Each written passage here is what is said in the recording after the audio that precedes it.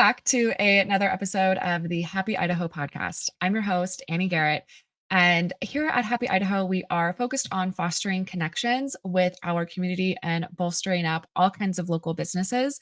We do this by partnering with local businesses and bringing our community exchanges to neighborhoods near you. These community exchanges are a lot like your typical farmers market or vendor market. And we are bringing a market to the Carlfelt Center in Meridian, Idaho on June 8th. And we're so excited to partner with some of the best brands and producers in the Treasure Valley. And this market is taking place again on June 8th from 10 a.m. to 3 p.m. We're so excited to see you there. And we're so excited to share our vendors with you guys. And today's episode, we are talking about gardening with kids and some helpful tips on how to get those kids involved in the garden. Today, we have Jennifer on with us. Jennifer, welcome to the podcast. Hi, thanks for having me. We're so excited. There is a lot to unpack here. I know gardening in itself is a lot of work. And when you add kids into the mix, it could really, add a little bit more work onto that already heavy task. So really excited to hear what you've got for us today. So starting out, let's talk about how do you find time to invest in a garden, let alone invest in a garden with all of these little crazies running around? Yeah, that's a good question. So the first thing I do is I have tried to learn and make it to where they are involved with me. They're out there with me. So I'm not always trying to find a pocket of time where they're napping or my husband's home. A lot of times I just have to go outside, do the work I need to do, and somehow involve them, keep them occupied as well. But there are times where there's certain tasks I need to do where I do need to wait for my husband to be home, or I do need to wait till nap time. So one thing I do, like when I'm outside and they're involved, is, kids love to help. They want to be part of it so much. And so sometimes you're like, well, they can't do this, they can't do that. So I think of something they can do. And there's times where I've given them seeds to plant, and it's something I don't even want in the garden. I don't care if it works. I don't care if it grows, but they're happy to be out there. They're occupied, and I can get my tasks done at the same time. I love that. That kind of reminds me of all those projects we did in school where we planted our lima beans and then we would bring those home. And it's like, what do you do with one bean plant? Yeah. That's a lot of fun. Uh, so what are some easy ways other than, giving them a couple of seeds to plant that you get them involved with, for the different age ranges too, specifically, what kind, or I guess we should ask what ages are your children? Okay, so I have 4 kids, and my oldest just turned 6. And then behind her, I have another one that just turned 3. And in 5 days, I'm going to have 1-year-old twins. So I have very little littles, and there are several of them.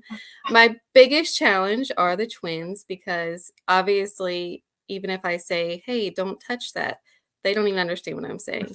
So they want to crawl up to the garden because I have a cement raised bed. That's where most of the gardening happens. I also have a bigger garden down by the barn where it's just stuff in the ground like corn. But they want to crawl up to the cement blocks and just pick stuff out, because that's where they are in life. They're pulling up on stuff, pulling stuff out. So with them, I have a little old pool that I put sand in dump trucks, and they love to sit there and play with that. And usually that'll keep them occupied for a while. I've also pulled out the sprinkler for them. And honestly, they just like to sit in the grass and play in the grass, and I have to keep things out of their mouth. That's a big challenge. But the 2 oldest kids, they love to be right there beside me. And definitely the oldest one, by now she kind of understands what is a weed and what isn't. The 3-year-old, he has to, I've taught him to say, is this a weed? Can I pull it? And that will keep him occupied for a while.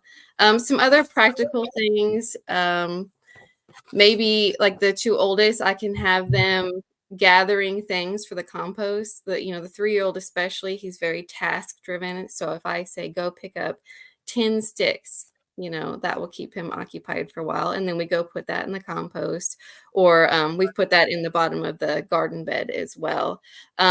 We can play I Spy sometimes, especially when things are bigger. You've got a lot of color in the garden, the Yeah. flowers and stuff like that. I've also had them do a little scavenger hunt, the older ones, of course. The babies aren't there yet. Um, I haven't done this yet, but on my agenda is to bring out some paint and rocks and let them paint the rocks, and then I'm gonna go add in, like, corn or tomatoes, and then we'll label our plants that way.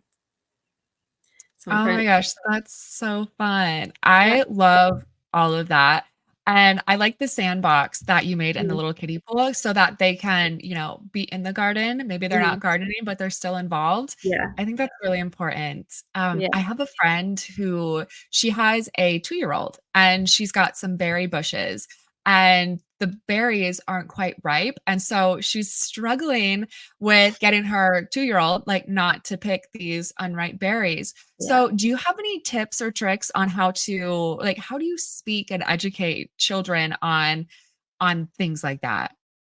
Well, it requires a lot of patience, which I don't always have. I'm not perfect at that.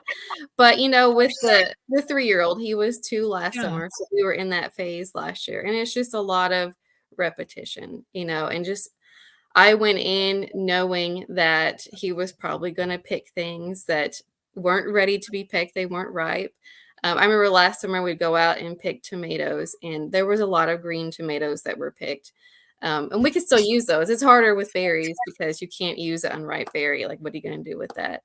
Right. I think it's just a lot of repetition. One day they'll get it. One day they'll understand.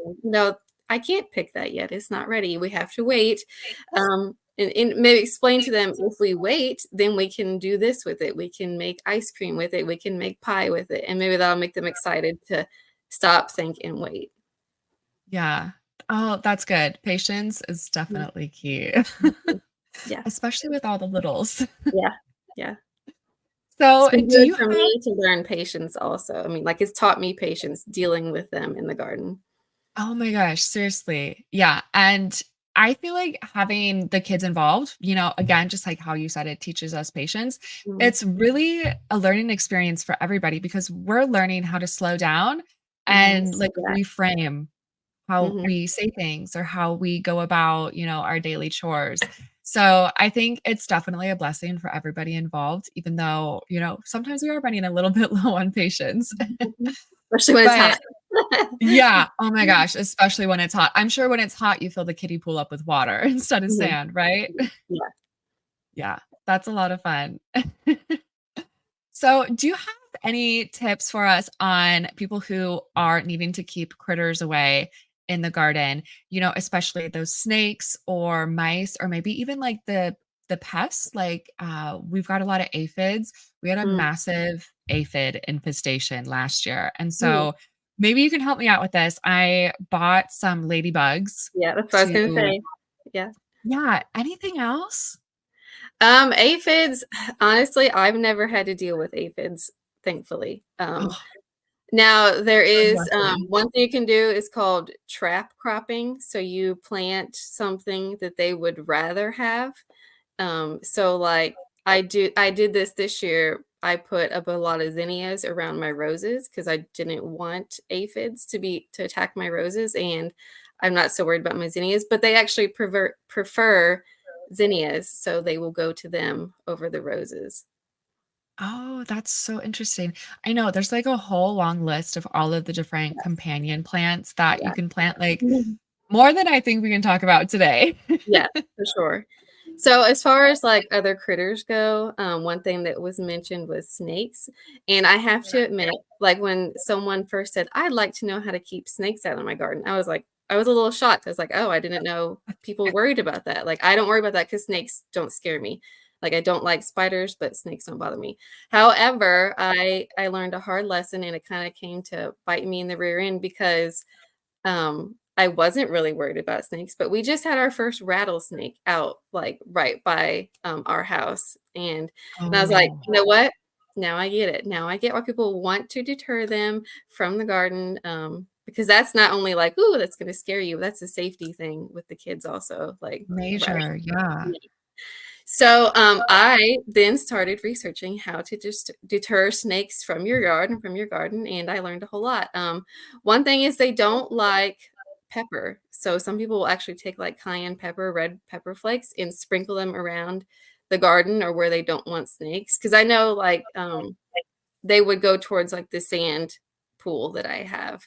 And so you could put some red pepper around there to help deter them. And one thing I've done for years is I use crushed eggshells in the garden to help deter slugs. And snakes also don't like that because it's sharp, it will cut them. And if you live somewhere that has a lot of shells, you can use crushed up shells, I mean, like seashells. And that Mhm. also will cut slugs and cut snakes. They don't like that because, they have to slither and they go over that. And it's kind of like us walking over glass with bare feet. Let's see, what else did I find out? They don't like strong smells. They don't like things that are strong and or smell like men. And so mankind, I should say. Um, one thing that they don't like is peppermint. And so I have peppermint all around my garden as a companion plant anyways, and because that also deters mosquitoes and stuff like that. So you can use a lot of natural things. But there's also things if you really, really go hung. There was a lot of things I found online, like you can plant in your yard that emits sound waves to get rid of mice and snakes and stuff like that. Wow. They're like little stakes in the ground that I think will still look Okay. good. I didn't invest in those because I was first. But I think the big thing about snakes is their habitat. Think about what their habitat is and get that away from your yard, get that away from your garden. Like we have a lot of wood piles because we have a wood burning stove.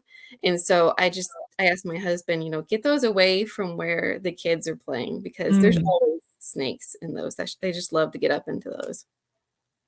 That's a really good point. We have a lot of wasps up where we live, and we're up in the mountains. And so wasps are everywhere. And we also deal with a lot of lizards. We've got salamanders Mm. everywhere. So thankfully, we haven't spotted any rattlesnakes yet. Knock on wood. Yeah. I'm surprised by that. Yeah, me too. There were some down by, the big creek that is probably, like, about half an hour away from us that Mm. was on the dock last year. So that was, like, the closest that we've come in contact with, and so I'm sure as it heats up, I'll have to be a little bit more aware of Mhm. that. But you mentioned that you planted peppermint or mint in your garden, Mhm. and so I was just wondering, I know a lot of people are worried about mint if you don't plant it in a container, it really can, like, get out of control. So do you have your mint in a container or is it, like, inside your garden bed? Okay, so I use the cement cinder blocks to my raised bed, and I Mhm. plant them in the holes of the cinder block. So it's Oh, right there, but yes, it is contained. that is so cool. Mm. Okay. That's really awesome. Yeah, that's actually where I do all of my companion planting is, I just all around my garden is just herbs and maybe a few flowers in the holes of the cinder blocks. Oh, I love that. That's, like, a really smart idea because a lot of people are doing, the raised beds these days, like the Mhm. metal raised beds. Yeah, So, I like the cinder block idea because that does give you that extra planting space, yeah, for those companion plants or the things that you wanna contain a little bit right. more. And I think the metal raised beds are cool, they look beautiful, but I found that the cinder blocks were way more cost effective and for the amount of space you can get for them. I mean, I think my garden is 4 feet by, like, 30 feet, and we spent less Okay. than $100 on that. Wow, okay. That's a game changer because those metal beds are, like, all the rage right now, and Yeah. they're not cheap. No, they're not. Yeah. So, in your garden beds, do you refresh that soil every year? Well, so Do our you ra find that do you find that you need to? So this particular raised bed, it is the first time that we've done this raised bed because we have a barn, but it's about a quarter of a mile away, and that's where we've had our gardens before. And so we just moved this one up by the house so that I could do it with the kids more easily. As far as like what we have in the ground down by the barn still, I will add compost to it. And then when my husband goes to till it, it just kind of get mixed in with it, or we'll add leaves over winter, and that just kind of naturally helps the soil. But honestly, the soil down there is just really amazing, and I live in Missouri, and that's basically red clay mud territory. Yeah. But right where our garden is, because we've done that over the years, it's really great soil. It's not red clay mud down there. So next year for the raised bed, I will do stuff like that. I probably will do something simple like adding compost and a layer of leaf mulch over the winter. And then I'll see after that if I need to add some more soil or something like that. Yeah, that's really cool. I'm impressed that your soil is that good. It's just a testament to, that buzzword, regenerative agriculture, right? Mhm. Like that's how our grandparents used to farm. Mhm. And it's funny that now it's like this buzzword and it's coming around like it's something new. And we live on decomposed granite mostly. So like our soil is really loamy for the most part, and so I'm working very diligently, with different compost systems. Mhm. We have our chicken compost system, Oh, yeah. where I compost the chicken manure. And then we have another compost system that's got, some food scraps and some food waste that I can pull from a little bit more readily Mhm. because the chicken manure, I don't know if you know, but it does take some time to age Right. before I can use that. So you're giving me some hope that I can regenerate some of this soil. Yeah. Yeah, and it's you said you, garden where your grandparents gardened, is that what you said? So, they lived in South Dakota and I'm in Idaho now. Okay. And my grandparents were regenerative farmers before that was really like a term, a Yeah, buzzword. yeah. Okay, I So, just misunderstood what you said. yeah, Yeah, yeah. so where we actually have our big garden down by the barn, this is why I was asking, was this where my husband's grandpa was born on the homestead down there. The house is burnt down, but the barn is still there, and so, yeah, that's literally where they had, a farm. They had, tobacco farm, and they farmed pigs and chickens and all that kinda stuff. So, I honestly think that's one reason why the soil is good right there is because that's they had all the livestock right there and the chickens, and they used that soil for years, and we just kinda brought it back to life. Wow. I mean, truly, what a testament. Yeah. That's so cool. I love that you guys get to keep the farm and the family. That's Yeah. really special. Yeah, it That's is really cool. so let's talk a little bit more about composting. Okay. We have in the notes here a book called Let It Rot. Do you want to talk to us about that? Yeah, and I don't have it with me. I meant to bring it over here because I don't remember who authored it, but it's a really thin book. It's like this big. And so it's really informative, and that's where I learned everything about composting, about the do's and the don'ts. And there's all kinds of resources online about what you should and what you shouldn't. But essentially, you want some green matter and some brown matter when you compost. And I know, like, I try to keep it simple for the kids so that Mhm. they can add stuff in. Um, I know people will add stuff like hair from their hairbrush, which is totally fine. I think what's really important for people to understand with compost is you do have to let it rot. You can't just be like, okay, I'm going to add the compost, add this stuff to the compost, and I'm going to use it next month. A lot of times, like when I think about composting, I'm like, okay, what soil am I going to need in like 6 months? That's when I need to start getting it ready. So I'll do that a lot in the fall, and then I'll have some new soil prepared for us in the spring. And Oh, that's so cool. and just for newbies, and because I'm sure you know this, like with compost, you have to let it get hot, and because that's part of the rotting process. So sometimes you can add manure, like you said with the chicken manure, you have to Mhm. let it sort of sit for a while. You have to let it heat up and decompose everything. And so I'll add manure on top to help with the heat of that. And um, there's a lot of things you shouldn't add. They'll tell you not to add, but you maybe could add if you let it get hot enough. Like I don't put meat in there because it doesn't decompose very well and it can attract critters. like raccoons, or if you live in bear country, it can attract bears. And also, if you live in bear country, think about adding food to your compost. You're probably going to attract stuff like that. Those are just things to keep in mind for people who are new to composting. Yeah, the sweet spot is 144 to 155 degrees Fahrenheit, right? Yeah, I think that's right.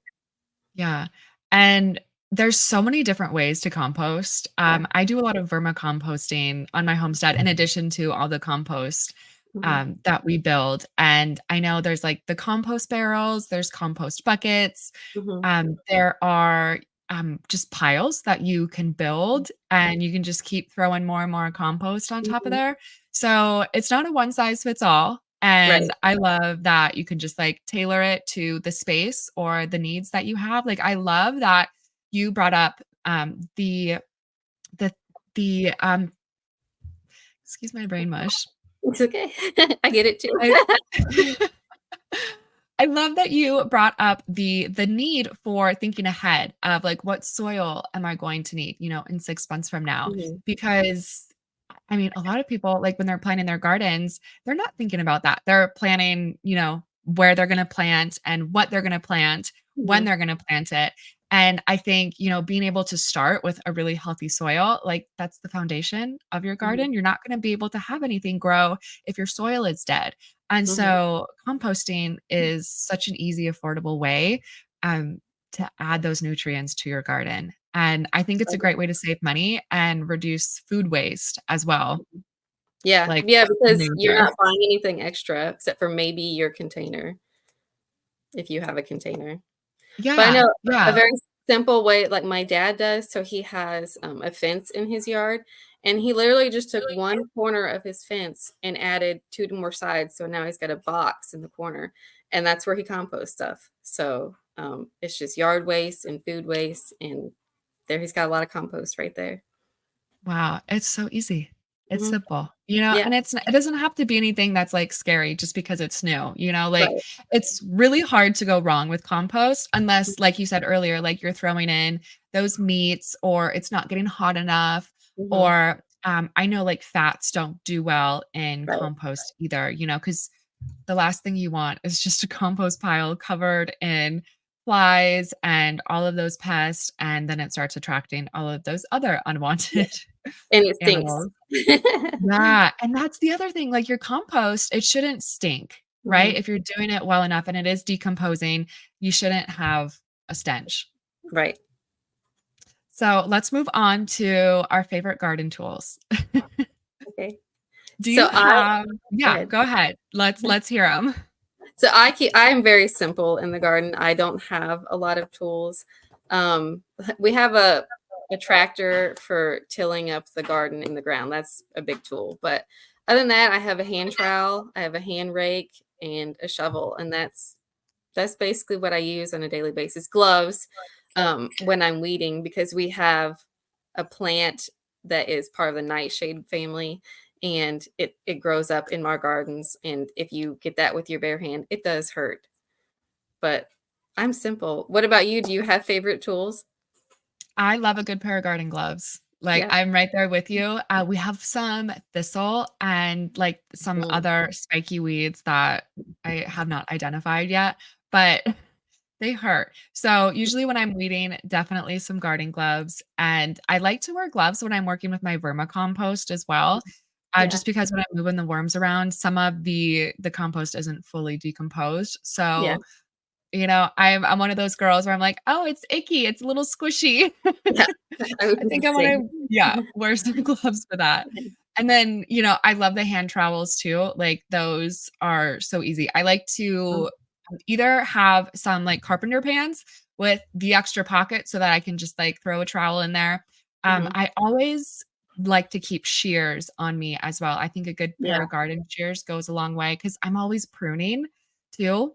that's a good And we point. have, some fruit trees that we are growing this year. I grew them from bare root, Mhm. so I'm doing all my experimenting with that, and Mhm. there's a lot of pruning that they Yeah, need. yeah. Yeah, I'm glad you So brought up the pants, 'cause yeah. I love wearing, my overalls. Like, I have some of those Duluth overalls. Those are really great for gardening, which I can't wear them every day, obviously, but, yeah, the pockets. Yeah, it's just like gloves here, scissors, seeds, juice box. Yeah, do your kids have, like, their own little set of garden tools? That's one reason I love the hand trowel and the hand rake is because it's just their size. I mean, we share. I did buy extra, like I have 6 of them Mhm. because we use them and they use them and they're constantly getting moved around. I think it was last year at Home Depot, I did buy like a 2-foot long shovel and I was like, this is perfect for them. Because then also that's one thing they can do while I'm in the garden is they're playing in the dirt pile. Because we built our house a few years ago, so we still have the dirt pile from that. And, that's a great way to keep them occupied. Send them over there with a shovel and a dump truck. They're there for hours. Oh my gosh, those 2-foot shovels are so much fun. Mhm, I've got one in the back of my truck because we live in the mountains, and so every once in a while, we'll have a little bit of a landslide. mhm. So, every once in a while, I'll have to just dig myself out.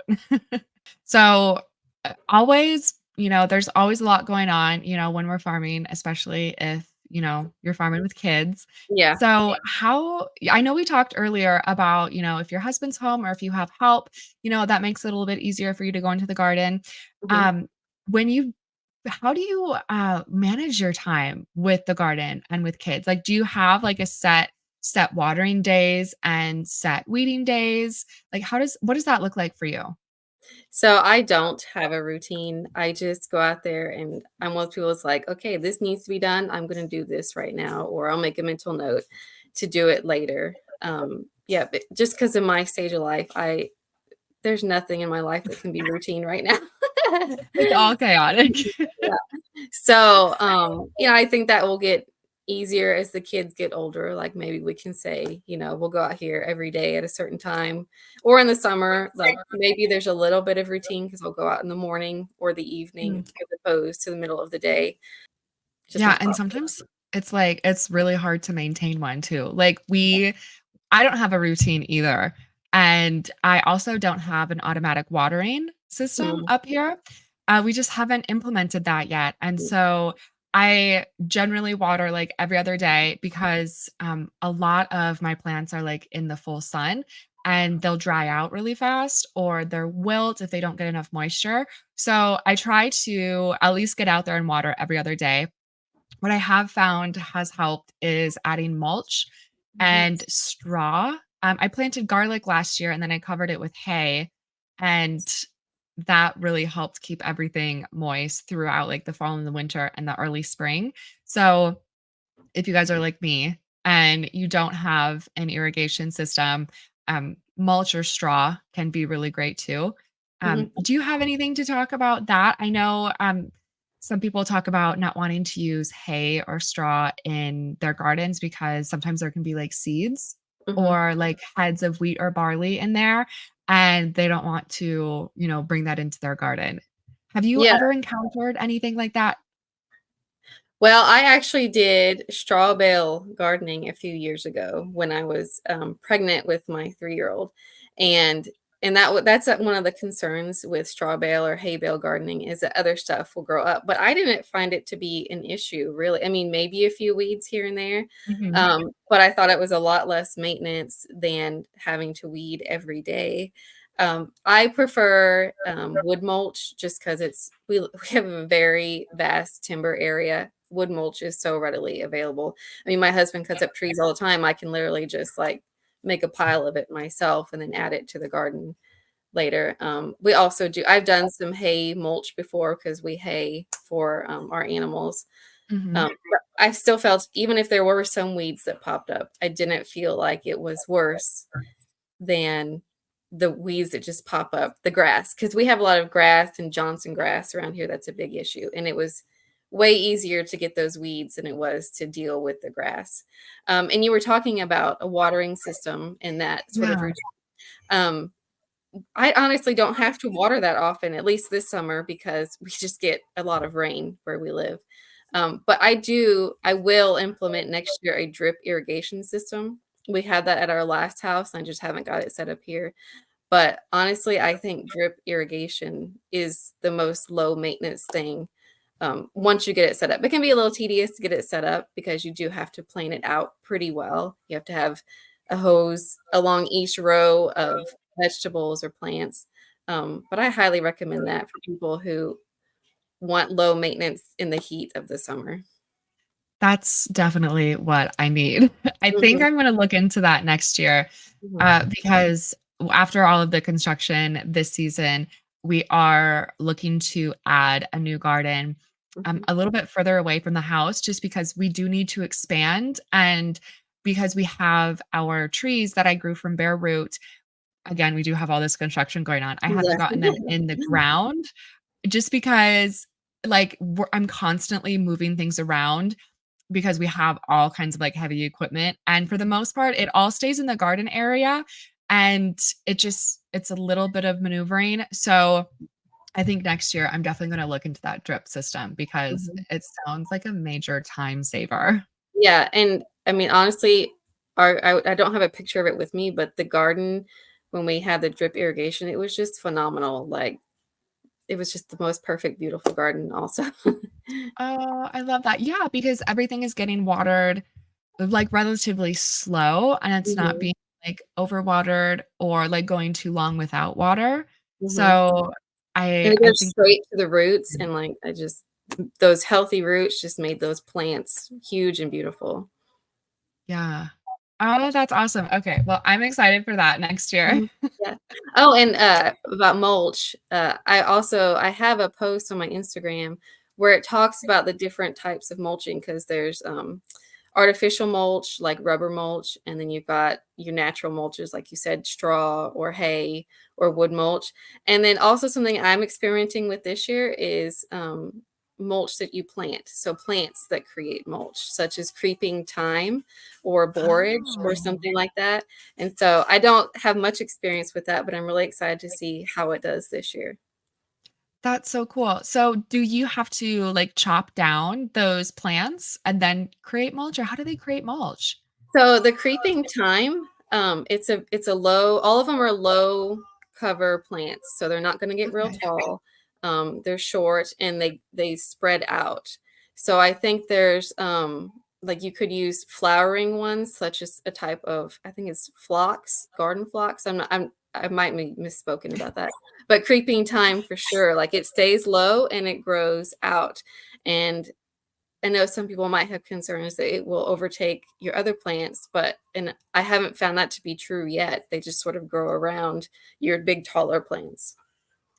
Oh, that's really cool. Mhm. I Because I think it's know a called lot of people. living mulch, I Yeah. think is the term. Okay. Yeah, because I know a lot of people do cover crops and then right, they'll cut that down and then let that mulch, but I would love to not have to cut anything down and just let Mhm. nature run its Yeah, course. That's really right. cool. And I've never heard of rubber mulch. Mhm. Is that exactly what it sounds like? Just cut up pieces of rubber? I'm pretty sure I've never used it, but it's like at Home Depot next to the wood mulch. It's something called rubber mulch, and it doesn't sound appealing to me because I don't know exactly what's in the rubber. Where did it come from, you know? Especially when you're thinking about things next to my food. And I like wood mulch because it does add to the composition of the soil. I mean, it breaks down eventually, and it's just gonna help the health of your soil. Yeah. Yeah, rubber mulch. That sounds a little Mhm. daunting. Sticky. Something that yeah, to think about before you incorporate that into your Yeah. garden with yeah, like you said, food that you eat. Mhm. Cool. Oh, well, I hope everybody is excited to get the kids involved in the garden after Yeah, this. me too.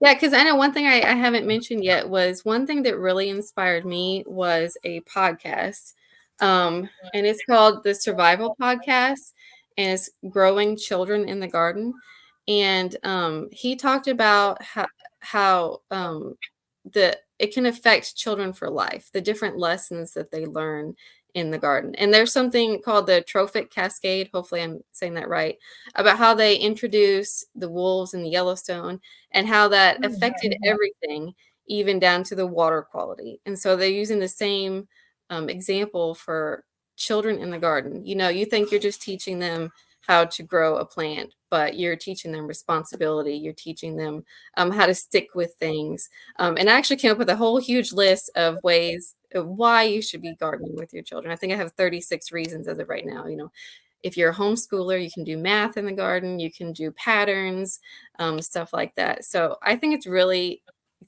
good to be excited about gardening, but it's even better to have your kids in the garden with you, to teach them all these different life lessons as far as in the practical part of teaching them to grow their own food. Because I know there are a lot of people who are like, I don't know, even in their 30s, like, I don't know how to grow anything. I can't plant anything. Like, I don't even know what to do. So, we want to do better for our kids and teaching them these basic life skills.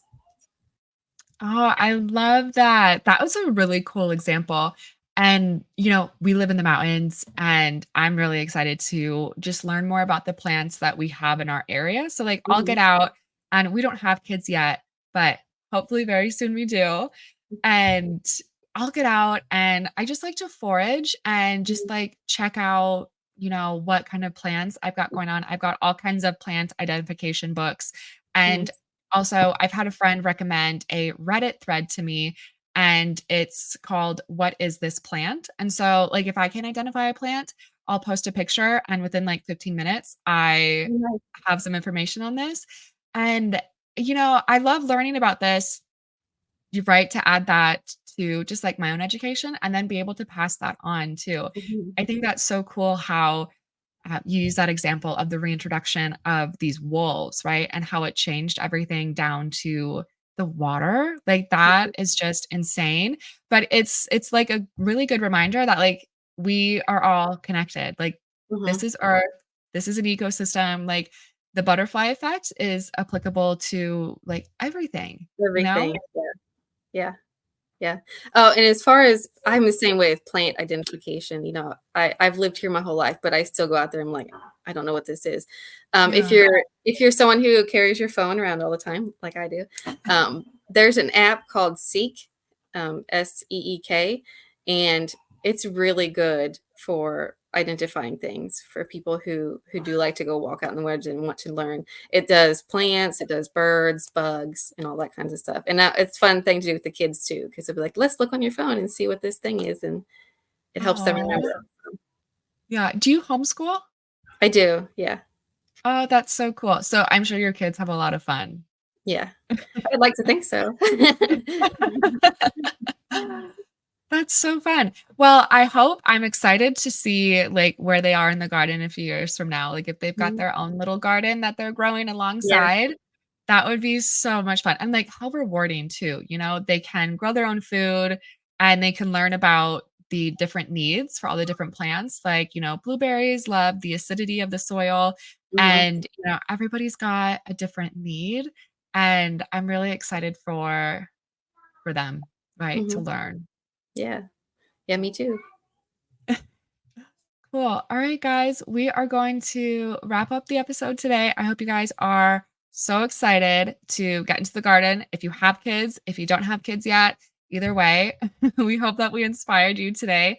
And we are so thankful for you coming on here, Jennifer.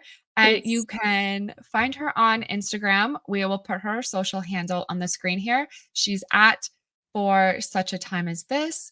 And thank you, Jennifer, so much for coming on. Thank you for having me. It's been fun. Mm. And again, we mentioned earlier that we are doing a vendor market at the Carlfelt Center on June 8th from 10 a.m. to 3 p.m. We would love to see you there. Thanks for listening. Until next time, bye, guys.